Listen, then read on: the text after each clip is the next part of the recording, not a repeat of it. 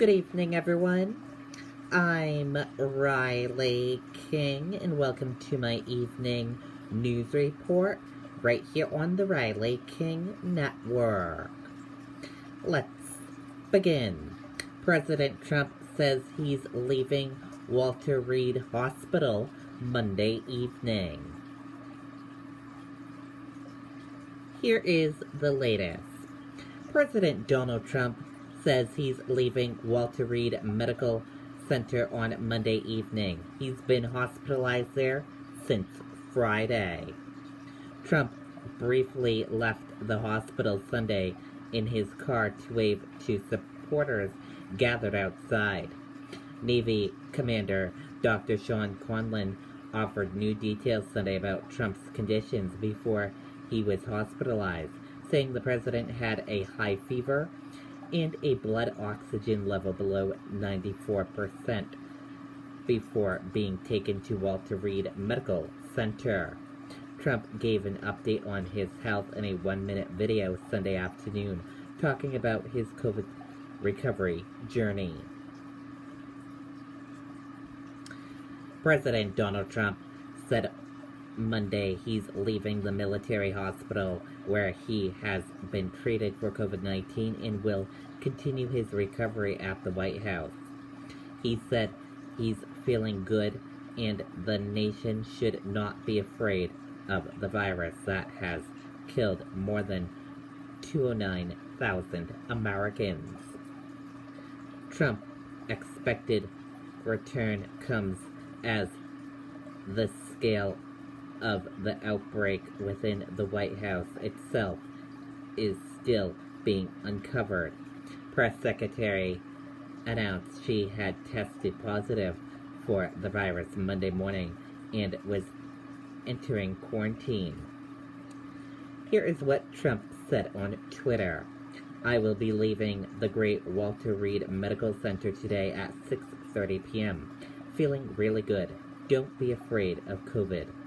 Don't let it dim your life. We have developed under the Trump administration some really great drugs and knowledge. I feel better than I did 20 years ago. Trump's doctor, Navy CDR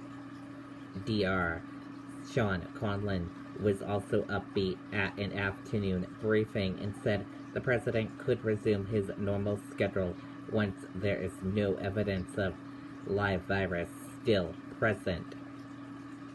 But he also cautioned that it was uncharted territory having a patient receive such aggressive medication so early in the course of the disease, and said Trump would not be fully out of the woods for another week. Conlon repeatedly declined to share results of medical scans of Trump's lungs, saying he was not at liberty to discuss the information because Trump did not waive doctor-patient confidentiality on the subject. Trump is expected to make the journey from the hospital to the White House aboard the presidential helicopter Marine One. Trump's nonchalant message about not fearing the virus comes as his own administration has encouraged Americans to be very careful and take precautions to avoid contracting and spreading the disease as cases continue to spike across the country. For more than 8 months, Trump's efforts to play down the threat of the virus in hopes of propping up the economy ahead of the election have drawn bipartisan criticism. Only a day earlier, Trump suggested he had finally grasped the true nature of the virus, saying in a video, "I get it." It was unclear how long Trump would remain in isolation at the White House, according to the Centers for Disease Control and Prevention. Those with mild to moderate symptoms can be contagious for as many and should isolate for at least 10 days.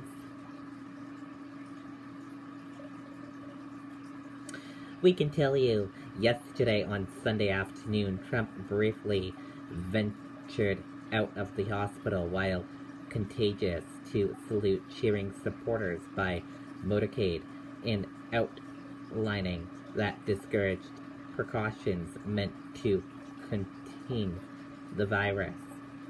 White House officials said Trump was anxious to be released after 3 nights at Walter Reed National Military Medical Center, where doctors revealed on Sunday that his blood oxygen level had dropped suddenly twice in recent days, and that they gave him a steroid typically only recommended for the very sick.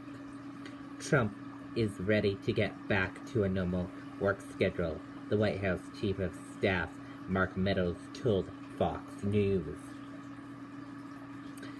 Trump's experience with the disease has been dramatically different for most Americans who do not have access to the same kind of monitoring and care. While most must cope with their symptoms and fear of whether they'll take a turn for the worse at home and alone, Trump has been staying in the presidential suite of one of the nation's best hospitals. He has a team of doctors at the White House 24-hour monitoring and has been given experimental drugs not readily available to the public. Less than 1 month before Election Day, Trump was eager to project strength despite his illness. The still infectious president surprised supporters who had gathered outside the hospital, riding by Sunday in a black SUV with windows rolled up. Secret Service agents inside the vehicle could be seen in masks and other protective gear. The move capped a weekend of contradictions and fueled confusion about Trump's health, which has impaired the leadership of the U.S. government and upended the final stages of the presidential campaign. While Trump's physician offered a rosary prognosis on his condition, his briefings lacked basic information, including the findings of lung scans, or quickly muddled by more serious assessments of the president's health by other officials. We can also tell you, in a short video released by the White House on Sunday, Trump insisted he understood the gravity of the moment, but his actions moments later by leaving the hospital and sitting inside an SUV with others suggested otherwise. This is insanity, tweeted Dr. James P. Phillips, an attending physician at Walter Reed, who has often criticized Trump and his handling of the pandemic. Every single person in the vehicle during that completely unnecessary presidential drive-by just now has to be quarantined for 14 days. They might get sick. They may die. The White House spokesman said Trump's trip outside the hospital was cleared by the medical team as safe to do. He added that precautions were taken, including using personal protective equipment to protect Trump, as well as White House officials and Secret Service agents.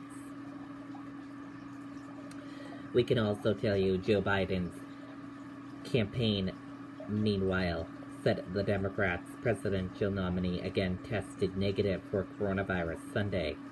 The results come 5 days after Biden spent more than 90 minutes on the debate stage with Trump. Biden, who has taken a far more cautious approach in person events, had 2 negative tests on Friday. Biden campaign promised to reveal the results of every test the candidate takes. In a tweet Friday morning, Biden and his wife send our thoughts to President Trump and First Lady Melania Trump for a swift recovery. We will continue to pray for the health and safety of the president and his family. Trump still faces questions about health. His doctors sidestepped questions on Sunday about exactly when Trump's blood oxygen dropped episode they neglected to mention in multiple statements the day before, or whether lung scans showed any damage. And that does it for this evening news report right here on the Riley King Network. Thank you for watching this evening news report. Have a great rest of your evening. See you back here tomorrow for another news report. Good night and goodbye, everyone.